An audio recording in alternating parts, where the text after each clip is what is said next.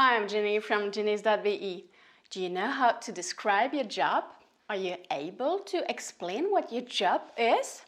Vous l'aurez compris, dans cette vidéo, on va évoquer les métiers et surtout comment parler de son occupation, sa profession. Je vous présente ici 5 métiers et leur description. Est-ce que par hasard, l'un de ces jobs serait le vôtre? Let's go and check this out. Le premier métier que je veux vous présenter, c'est celui de postman, facteur, ou postwoman pour factrice. The postman delivers the post in a letterbox. The postman wears a uniform. Today, the postman travels by car, by e-bike, or on foot. He has a lot of contacts with people. Alors maintenant, on pourrait imaginer poser des questions par rapport à ces petites phrases. What kind of uniform does the postman wear? In Belgium, for example, the postman wears a blue and orange uniform, so it depends on the country he's working in. The postman usually travels by car when he delivers the post in the villages, but in town, he travels by bike, by e-bike, or on foot. Why does he have a lot of contacts with people? Well, he has a lot of contacts with people when he has to deliver a package, for example. Let's go to the next job. Now I'd like to introduce you the nurse. Donc l'infirmier ou l'infirmière, c'est le même mot en anglais pour les deux genres. Nurse. The nurse generally works in a hospital and has contacts with doctors. He or she is responsible for the medical follow-up of patients. He or she walks a lot during his or her working hours.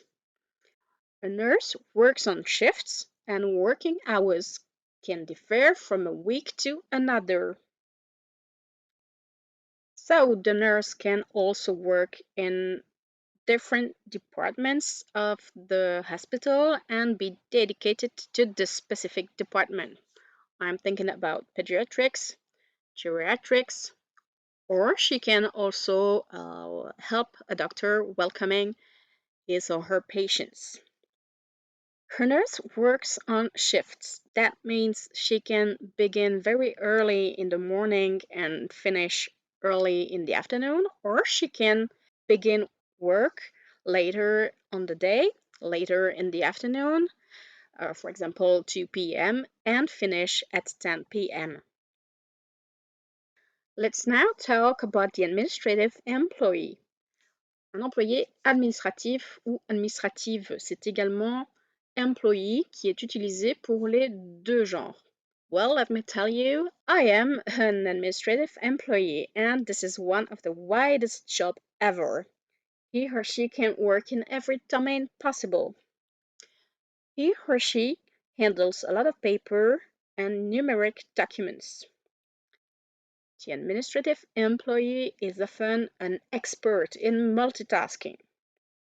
He or she can manage simple or complex tasks and may have to take decisions. So, why is it the widest job ever? Because you can work anywhere. So, please, if you want to be an administrative employee, please choose an area you like. You like course, just send your CV to a garage. You like big structures, so send your CV to big companies, which are really organized in terms of procedures. He or she is often multitasking. That means he or she does several tasks at the same time. So depending on the company he or she is working at, she can be a simple employee and just do his or her job, or maybe if the administrative employee works in a smaller company, he or she will have to take heavy decisions. It all depends about the job. Let's go on with the manager. Donc, le manager, c'est le manager en français, on dit ça aussi en français, qui signifie plutôt directeur ou gérant. Donc, c'est le patron d'une petite équipe en général. The manager is the main responsible person of a team, in a company, or of a business. He or she has a lot of responsibilities, from handling a smooth running of operations to hiring people or organizing the days off of the members of his or her team. He or she must always think of the future of his or her business department and the best way to improve procedures.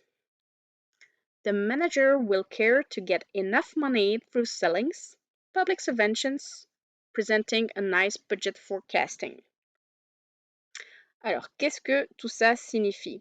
The manager manages a team either in a small company, so it's the whole team, and he will have to think a lot about everything.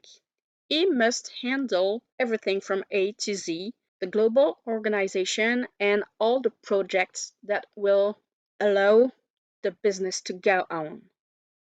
Or the manager can be the responsible of a small team in a big company, and so his or her responsibilities will be limited to his or her department. Now the paramedic. What is a paramedic? Paramédic, ça veut dire ambulancier ou ambulancière. The paramedic provides first aid in an accident and stabilizes injured persons before they are driven to the hospital.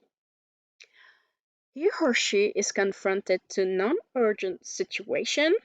For example, an old person needs to be lifted up from the ground because she has fallen, or he or she can be confronted to very serious situations, like a road accident where there are dead people.